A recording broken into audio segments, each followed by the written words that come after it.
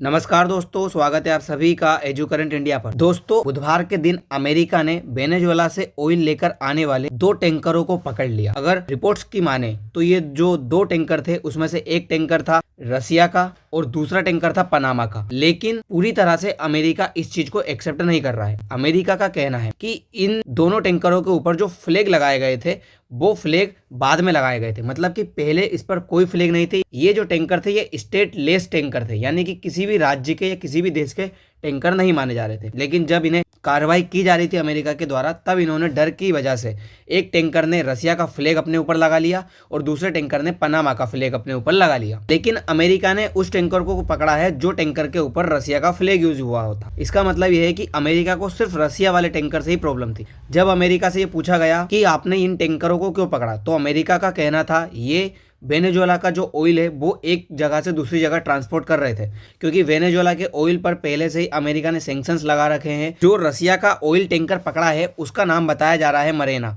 ये जो मरेना नाम है ये अभी रखा गया है, पहले इसका नाम वेला वन था। लेकिन अमेरिका का कहना है कि जब इसे डर लगा कि अमेरिका इसको पकड़ लेगा, इसको जब्त कर लेगा, तब इस जहाज ने अपना नाम भी बदला और अपने ऊपर यहाँ पे रसिया का फ्लैग भी लगाया ताकि ये बच सके। लेकिन ऐसा हुआ नहीं। इससे बचने के लिए जब इसने अपने ऊपर फ्लैग लगाया रसिया का और इसका नाम बदला मरेनेरा, तो हुआ क्या, रसिया ने इसकी हेल्प करने के लिए अपने जहाज, अपनी सबमरीन और सैनिक जहाज को भी भेज दिया गया और वो सारे आके इसको इस तरह से प्रोटेक्शन देने लगे। लेकिन फिर भी रसिया इसको बचाने में असफल रहा। रसिया की सारी चीज़ें यहाँ पर फेल हो गई। अमेरिका ने इसको पूरी तरह से अपने कब्जे में ले लिया और अब ये अमेरिका के कब्जे में है। रसिया के साथ इसका कोई भी कम्युनिकेशन नहीं रहा है। जो भी कम्युनिकेशन सिस्टम था वो पूरी तरह से टूट चुका है। रसिया खुद आकर कहता है कि अब इस जहाज के साथ रसिया का कोई कनेक्शन नहीं है। अमेरिका ने पूरी तरह से इसको अपने कब्जे में लेकर रखा है। अमेरिका का कहना है कि पिछले महीने ही इस जहाज का नाम बदला गया था। पहले इसका नाम बेला वन था, लेकिन बाद में इसका नाम बदलकर मेरीनेरा कर दिया गया। अमेरिका का कहना है ये सब चीज़ें इसीलिए की गई क्योंकि अमेरिका ने इन जहाज़ों के ऊपर प्रतिबंध लगा रखा था और इन्हें प्रतिबंधित जहाज़ों की लिस्ट में डाल रखा था। दिसंबर 2025 में यह वेनेजुएला की ओर जा रहा था, लेकिन अमेरिकी कोस्ट गार्ड ने इसे रोकने की कोशिश की। उस समय यह जहाज़ ने क्रू मेंबर की होशियारी से अपने आप को बचा लिया। लेकिन अमेरिकी जो कोस्ट गार्ड है उन्होंने बाद में इस जहाज़ को पकड़ने में सफलता प्राप्त की और आज ये जहाज़ पकड़े गए हैं। अमेरिकी जो कोस्ट गार्ड है वो इस जहाज़ का बहुत दिनों से पीछा कर रहे थे। बताया जा रहा है इस जहाज़ ने अपना रास्ता भी बदल लिया ताकि अमेरिकी जो कोस्ट गार्ड है वो इसको पकड़ ना सके। लेकिन आगे जाकर अमेरिकी कोस्ट गार्ड ने इसको पकड़ा और साथ में इसका जो साथ दिया वो यूके ने भी अमेरिका का पूरी तरह से साथ भी दिया था। अगर इस पैराग्राफ के अनुसार पूरा देखें तो यूएस मिलिट्री ने के जो साउदर्न कमांड है, अमेरिका ने पूरी दुनिया को कमांड्स में बांट रखा है। उसी तरह से जो दक्षिणी अमेरिका है उसको उसने साउदर्न कमांड में बांट के रखा है। इसी तरह से जैसे हमारा इंडिया है उसको उसने एशिया कमांड के तहत बांट के रखा है। तो साउदर्न कमांड ने कहा कि एक पनामा फ्लैग वाला जो जहाज है वो जा रहा है जिसका नाम एम सूफिया है। ये जहाज वो जहाज है जिसके ऊपर अमेरिका ने पहले से ही सैंक्शंस लगा के रखे हैं। ये सैंक्शंस लगे होने के बावजूद ये जहाज ऑयल को एक जगह से दूसरी जगह पहुंचा रहा था। अमेरिका का मानना है कि ये जो ईरान है और वेनेजुएला है उनके जो ऑयल है उनको एक जगह से दूसरी जगह पहुंचा रहा था, क्योंकि जो ईरान और वेनेजुएला के ऑयल है उनके ऊपर अमेरिका ने पहले से ही सैंक्शंस लगा रखा है। इसीलिए अमेरिका का हक बनता है कि अमेरिका इन जहाज को रोक के रखे और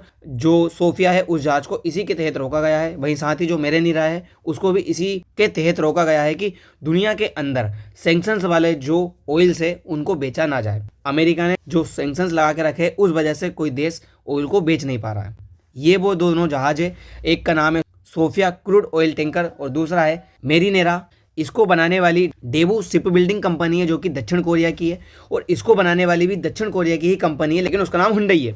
वहीं अगर इसकी कैटेगरी देखा जाए तो इसका इस्तेमाल भी लंबी दूरी के लिए यूज़ किया जाता है। इसका इस्तेमाल भी लंबी दूरी के लिए यूज़ किया जाता है ऑयल को एक जगह से दूसरी जगह ले जाने में। इसकी जो मैन्युफैक्चरिंग है 2017 में हुई थी और मेरीनेरा की जो मैन्युफैक्चरिंग है वो 2002 में हुई थी। मेरीनेरा का पहले नाम जो था वेला था। अगर आप इस मैप के अनुसार इसकी लोकेशन देखें तो पहले ये जो जहाज है ये वेनेजुएला की ओर जा रहा था, लेकिन जब इसको पता लगा कि अमेरिका की इसके ऊपर नज़र है, अमेरिका इसको पकड़ने वाला है, तब इसने अचानक से अपना रास्ता बदला, नॉर्थ अटलांटिक ओशियन की तरफ ये चलने लगा। जब ये नॉर्थ अटलांटिक ओशियन की तरफ चला तब अमेरिकी जो कोस्ट गार्ड है वो इसके पीछे चलने लगे। अमेरिका ने अपनी नेवल को इसके पीछे लगा दिया। जब ये आइसलैंड और यूके के पास में पहुंचा तो यूके ने अमेरिका को बताया कि यहाँ पे आ चुका है, तब इसको पकड़ लिया गया। मेरीनेरा को पूरी तरह से ब्लॉक कर दिया गया। रशिया के साथ इसका सारा कम्युनिकेशन तोड़ दिया गया और 7 जनवरी के दिन इसको ब्लॉक कर लिया गया और बताया गया कि ये सैंक्शंस वाला जहाज है वो था। लेकिन रसिया का कहना है कि इस जहाज के ऊपर रशियन फ्लैग लगा हुआ था, जिस वजह से इसको आप रोक नहीं सकते हैं। ये आप यूएन जो सबक्लोज है उसका उल्लंघन कर रहे हो, किसी भी सोवरेनिटी कंट्री को रोक कर, उसके जो जहाज है उसको रोक कर। लेकिन अमेरिका ने इसको बताया गलत, क्योंकि अमेरिका का कहना है कि ये जो जहाज है इसको हम रोक सकते हैं क्योंकि ये सैंक्शन जहाज है जिसके ऊपर पहले से सैंक्शन लगा हुआ है। बताया जाता है ये पहले जो ईरान का ऑयल था उसको ढोने के लिए यूज़ किया जाता था। जब ईरान के ऊपर सैंक्शंस लगाया गया तब से इस जहाज के ऊपर भी सैंक्शंस लग गए, इसीलिए आप इस जहाज का यूज़ नहीं कर सकते। वहीं आप इसमें देख सकते हैं ये नॉर्थ अटलांटिक वाला हिस्सा है जहां पर रूसी जहाज को यहाँ पे पकड़ लिया गया। तो जो ये ब्रिटेन है उसने पूरी तरह से अमेरिका का साथ दिया। ब्रिटेन के जो विदेश मंत्रालय है उसने कहा कि जब हमें पता लगा कि रसिया का एक जहाज जो कि स्टेटलेस है, जिस पर किसी भी देश का झंडा नहीं था, किसी भी देश का वो जहाज नहीं था, उस जहाज को ऑयल लेकर के जा रहा था, तब उसको रोका गया और यूके ने इसका पूरा साथ दिया। ये सारी चीज़ें यूके खुद कबूल कर रहा है।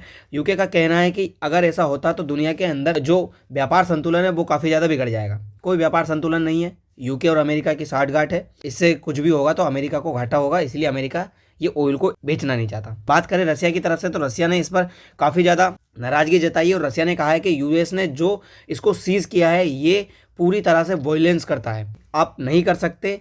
आप यूएन के जो सब क्लोज है, जो नियम है, वो पूरी तरह से ब्रोक कर रहे हो। लेकिन अमेरिका कहाँ मानने वाला है, अमेरिका इन चीज़ों को नहीं एक्सेप्ट कर रहा है। दूसरी बात यह है कि अमेरिका जानता है कि जो रसिया है वो फिलहाल में युद्ध नहीं कर पाएगा अमेरिका के साथ। क्यों नहीं कर पाएगा?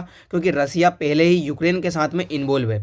अब रसिया पहले ही यूक्रेन के साथ जब इन्वॉल्व है तो वो किस तरह से अमेरिका के साथ युद्ध में लड़ सकता है। वहीं दूसरी बात ये, अमेरिका ने अभी फिलहाल में वेनेजुएला के ऊपर कब्जा करके रखा है, जिस वजह से अमेरिका के अंदर, खास करके यूँ कहें ट्रंप के अंदर इतना अहंकार भरा हुआ है कि ट्रंप को ऐसा लगता है कि पूरी दुनिया को वो अकेले ही कंट्रोल कर सकते हैं, वो चाहे जैसे बिहेव कर सकते हैं। इसीलिए जिस तरह से उन्होंने इस ऑयल टैंकर के ऊपर बिहेव किया है, इसको सीज किया है बीच रास्ते में, ये क्लियर दर्शाता है कि अमेरिका को दुनिया का कोई डर नहीं है। और ट्रंप ये बताने में लगे हुए हैं अमेरिकन्स को और दुनिया को कि जब से मैं आया हूँ तब से मैंने अमेरिका को पावरफुल सुपर पावर बनाया है।